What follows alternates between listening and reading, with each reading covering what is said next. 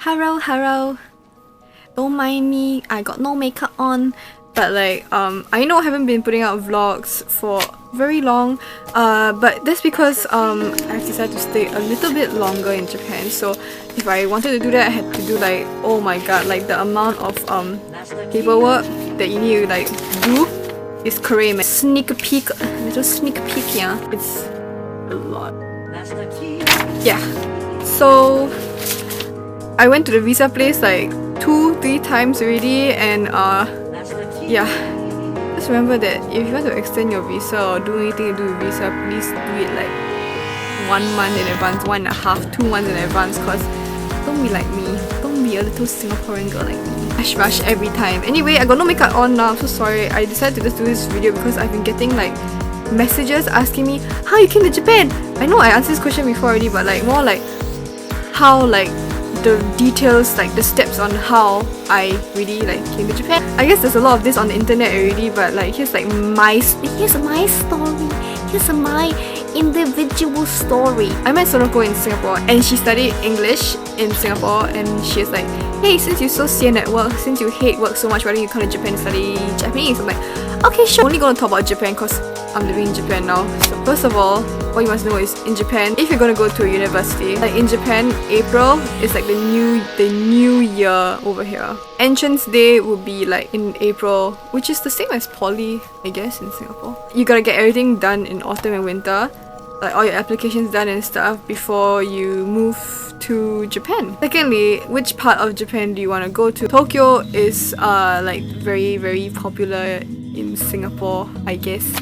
But Tokyo is like exactly like Singapore. It's like small and crowded, many people. I'm staying in Kyoto now, as you guys know, and Kyoto is damn chill. No people, no nothing. It's so chill, I love it. The trains are almost always empty. Always got seat to seat one, so very good.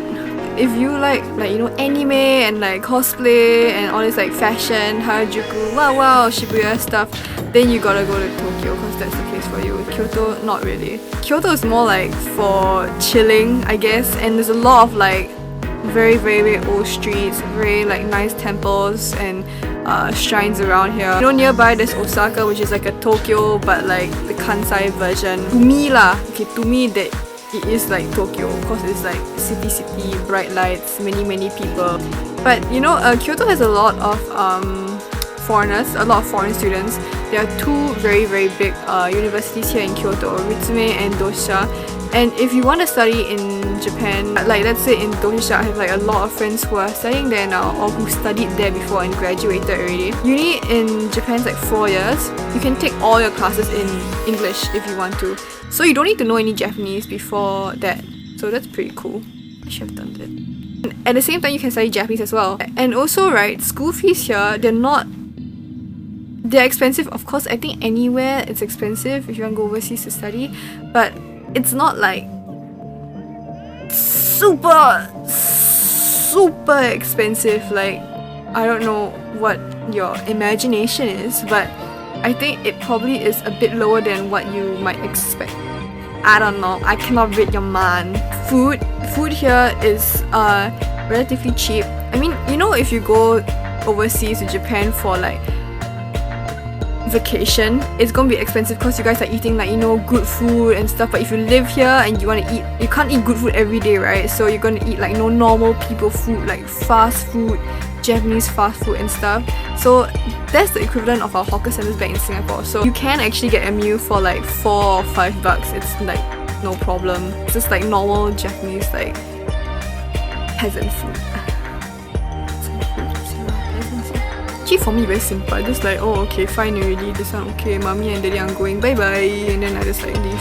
I would recommend you to go overseas and study. Like when I get like messages asking like oh I want to go overseas, I want to go Japan to study, like what do you think? It's a whole new experience. You get to meet so many new people, you can do so many things that you can't in Singapore. Yeah, I got exams on Monday, finals on Monday, so I'm very stressed now, but I still put out this video. Like I said, I'm so sorry I cannot finish like all my videos. You know that Vivian came as well, right? So please wait a while until my exams are over and until I finish all my visa stuff. I worried a lot, so I sort of delayed my life stuff. So I guess my advice to you is that if you want to do something, you better do it now. So it's a good learning experience, whatever you go through is your experience. So I've learned not to be such a pussy anymore. So yeah, hope that this will be a bit help you decide on if you should go overseas or not.